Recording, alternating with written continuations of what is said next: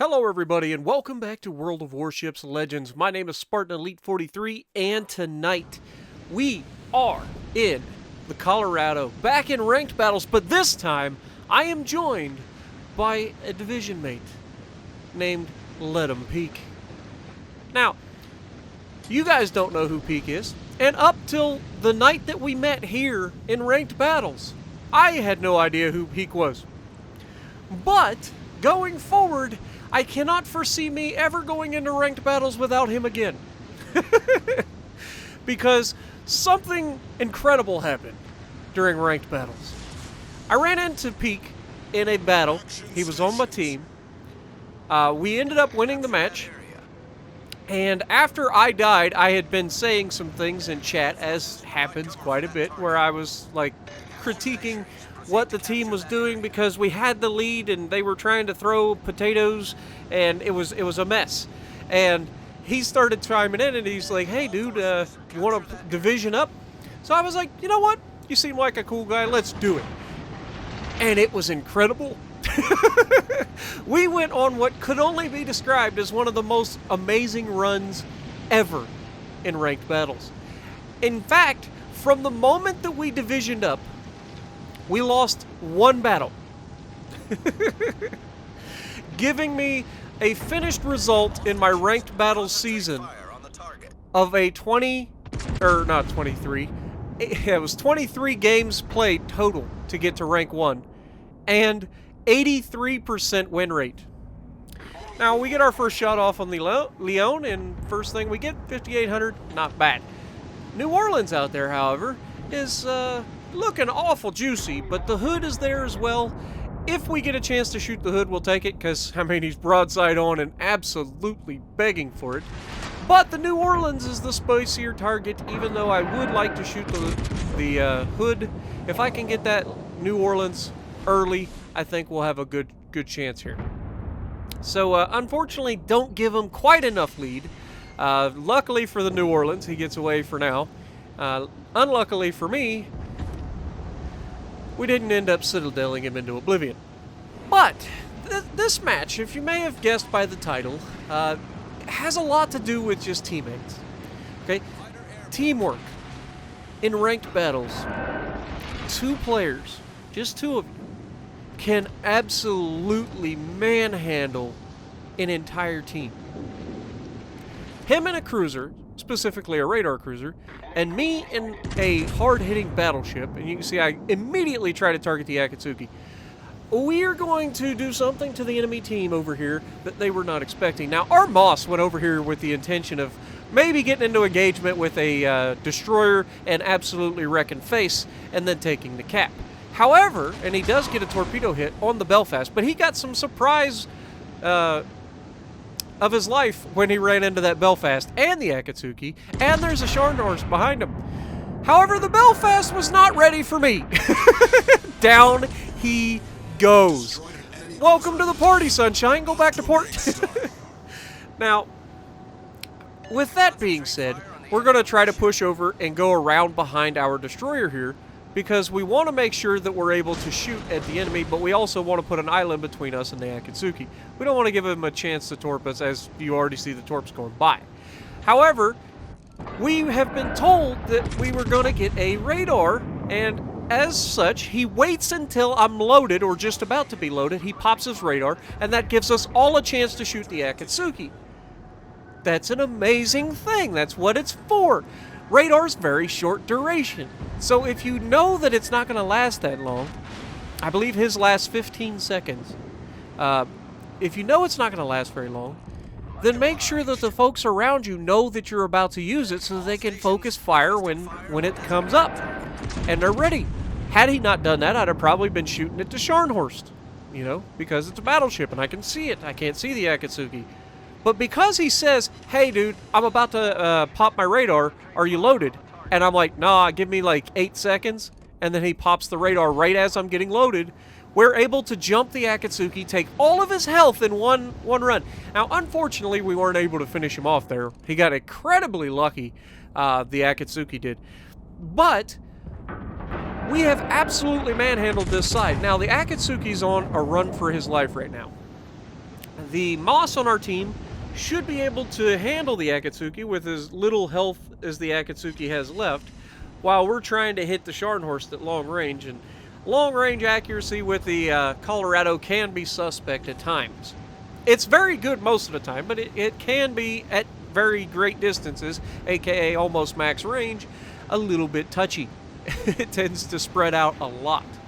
But we're going to start making our way towards this side. Now, we don't want to give up the opportunity to take our full broadside away from shooting at the Scharnhorst, because if there's one thing I've learned about Scharnhorst by now, is that Scharnhorst don't like to disengage. They may look like they're disengaging, but trust me when I say Scharnhorst will be back. Now, I've got other games that me and Peak have played together, some showcasing him carrying, some showcasing both of us working well together. Unfortunately, I didn't have party chat like being recorded, because I would have loved for you guys to hear me and him talk back and forth. We were having a great time, and we were talking like about the game itself and being like strategic. It was fantastic. Now, he goes around to jump this Akatsuki because the Akatsuki obviously disengaged that way. He uses his radar to peek the Akatsuki, and that gives our Moss the chance to go find out where he's at. And because he knows that he has the advantage, he's going to go out there and try to kill the Akatsuki. He doesn't have much health himself, but the Akatsuki's not even looking at him, so it makes sense that he's able to get the jump on him. Now, I don't know why it takes him 3 salvos to get rid of this Akatsuki that really only needs 1 hit, but, you know, we'll give him the benefit of the doubt. Sometimes you get a little excited, but inevitably, he does eventually finish him off. Now, however, the Scharnhorst is going to come back out. Now, we have 2 caps to their 1 that is ideal. We let the entire enemy, or the entire rest of the team, go over to try to take A and B. That allows us to use limited resources to capture this side. Now, we did end up having 3 ships over here from our team, which is less than half, but close to half. So that's not normally a good thing. 2 ships maximum on the weak side, usually. But we get away with it this time. Unfortunately for Peak, this Scharnhorst has no intention of shooting me for very long. As soon as he gets a chance to shoot at Peak, he realizes, ooh, juicy cruiser. I'm giving him a flat broadside, mostly. I'm angled slightly, and he's angled slightly here as well. But you can see we're both just sitting here trading, as battleships, you know, love to do sometimes. And I am daring him to shoot me. The reason I'm doing that is I don't want him to shoot at our guy. And he does. He shoots me, which is good. As long as he keeps shooting me, then our guy over there will be fine. So, Peak gets behind the island, and unfortunately, you see the guns turning. Now, why would a Scharnhorst stay broadside to me inside 6 kilometers, guys? Torpedoes, right? Now, I knew that the torpedoes have a maximum range of 6 kilometers. I actually misguessed when he launched them and took 1 of the torpedoes. 2 of them ran out. 2 of them ran out. He probably would have killed me right there if I was any closer. But you can see I started to turn in just a little bit, and that's when I caught the torpedo, because I thought maybe he had him run out. I was wrong. So I caught a torpedo, but he's giving me a flat broadside to shoot at. And unfortunately, he is now looking at our teammate. He fires his guns, and a Russian cruiser isn't long for this world.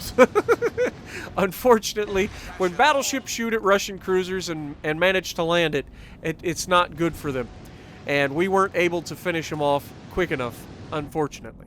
Now, this game is still anybody's ball game. They're currently flipping C. But I'm about to make something happen there. Goodbye, Scharnhorst. So, he goes down, thus ending the threat of the cap getting flipped. However, it's still anybody's ball game. There is 4 people on our team, 3 on the enemy team, and 1 of them is a destroyer on both teams. And our destroyer doesn't have much health.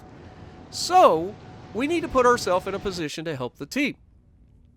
Now, as long as we have both caps, we are going to outgain the team in points. That's not a problem.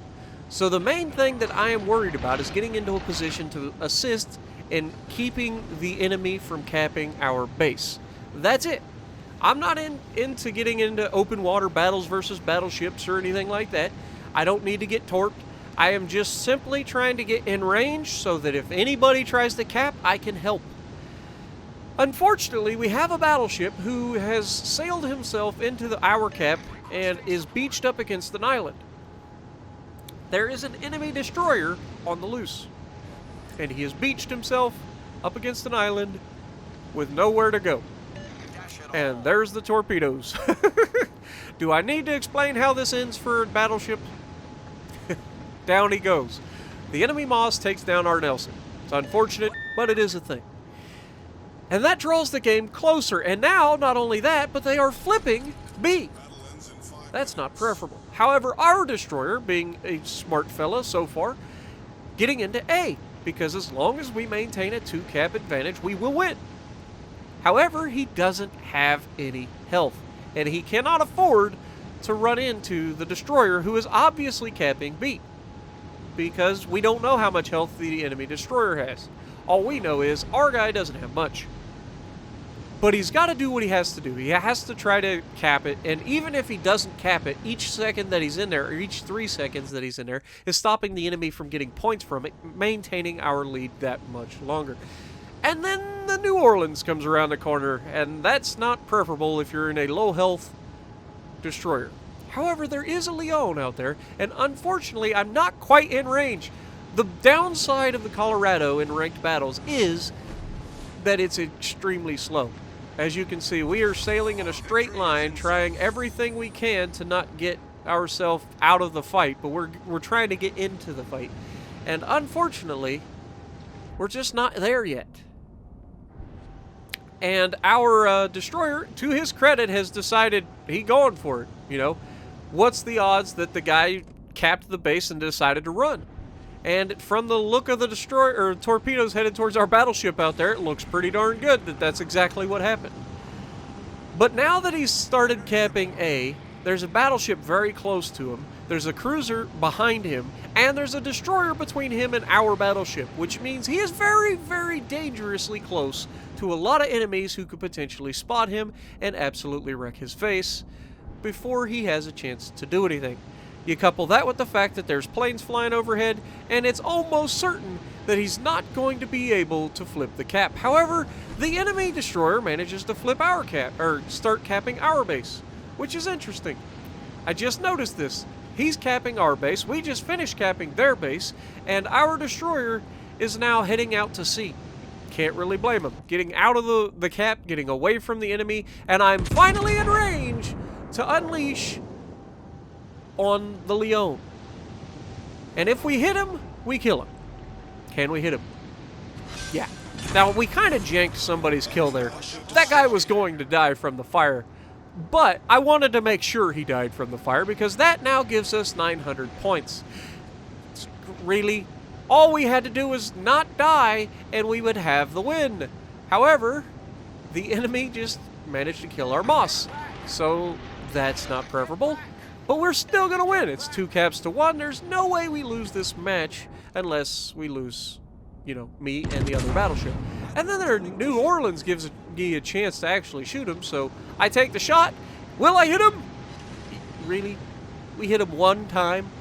Come on. But the good news is it doesn't really matter because we still win the match. So hopefully you guys have enjoyed this. If you want to see more of this, let me know. I've got several, actually, I say let me know. I'm going to be showing you guys some more of this. There's some really good matches that I think you guys are going to enjoy out of my ranked battles. But 86,000 damage, 3 kills, not bad. And we're top of the leaderboard. Let him peak. Didn't get the love he deserved in the XP department, so he ended up lower. But he did quite a bit to help our team in that one, including those radars on the Akatsuki. So, huge help. Thank you, Peak. Hopefully you guys have enjoyed, and if you did, punch the like button for me. Leave a comment below. Subscribe to the channel if you haven't already, and as always, I will see you in the next video.